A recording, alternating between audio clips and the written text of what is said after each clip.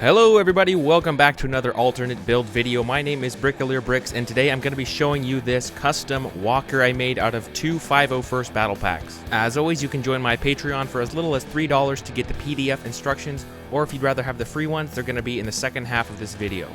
Patreon link is in the description, otherwise for the free version, stick around. So if you watched my teaser video about this build, you know there was a little bit of goofiness involved, and that kind of stemmed from the fact that I tried to make an AT-AP walker, and it just did not quite turn out how I intended. But I still wanted this to be its own thing, so I present to you the ATLA, or All-Terrain Light Artillery Walker, the slightly smaller brother to the AT-AP. Conceptually, these two brothers are very similar. They have 3 legs, an armored hull, and a really big blaster. And that giant blaster is one of the first things you'll notice when looking at this ATLA. It's mounted on a ball and socket piece, which gives it a nice range of motion.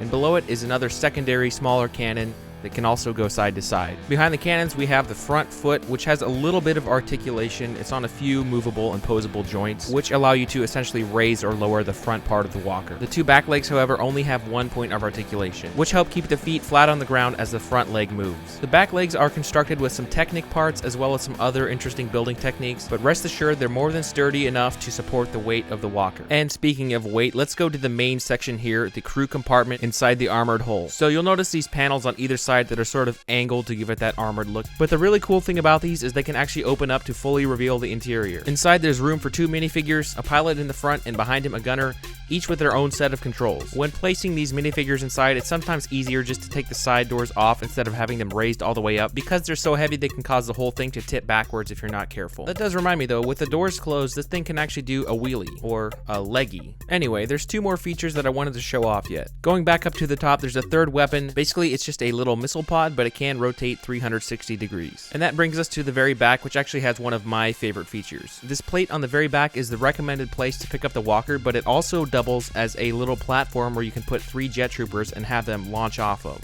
So even though I didn't quite achieve what I was aiming for to make an AT-AP, I did come up with something pretty cool in my opinion, and I would love to hear in the comments your opinion about this walker.